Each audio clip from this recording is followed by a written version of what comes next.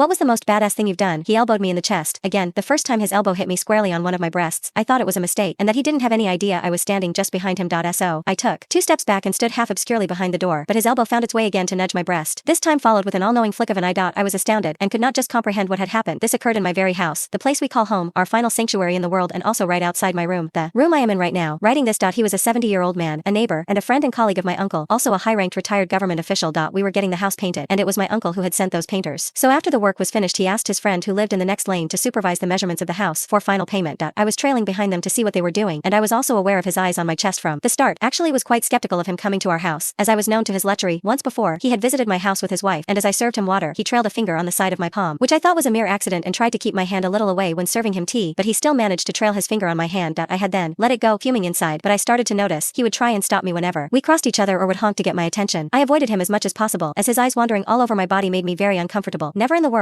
I thought he would do such a thing, that too in my very own house, but today he was invited to my house, so he thought he could get away with anything. The expression on his face, that flick of his eye, the nudge, made my mind literally go blank for a few seconds, and I was too shocked to even move from there. As I got my senses back, my first instinct was to push him down the stairs, drag him and throw him out of the gate, but how would I explain this to everyone? Who would believe me? What proof I had? It would create a scandal, in which only I would be smeared with muck, having no proof. According to society, a person of the age of my grandfather would never do such a thing, not even mentioning his status in society. My father having expired years back, and my brother only 11 years old, which ruled out the possibility of involving them. My mother, of course, would have understood me, but I then thought involving her and telling her all these would upset her, and I didn't want that, as I wasn't a child, being 26 years old at the time. Well, both the workers were eyeing me pityingly, having seen the old man's actions. They all went ahead with the work, and I just stood in the terrace behind my room numbly. I was close to tears. All kinds of thoughts crossed my mind. Should I just let it go? Forget it. But would I be then ever able to meet my own eyes? No, you have got to do something. You have always been headstrong, having a daunting character. How could you be so weak? Aren't you ashamed? Teach him a lesson, otherwise you will regret this and will never be able to live with it. Never able to forgive yourself for letting him go. Do something. Many such thoughts were zapping across my mind when my mother called me, asking me to serve some soft drinks to the painters and the uncle. I had an idea then. Smiling to myself, formulating the idea, I went to the kitchen and started making tea. My mother, I asked you for soft drinks, not tea. It's noon and hot outside. Me, but mummy, the workers like tea any time of the day.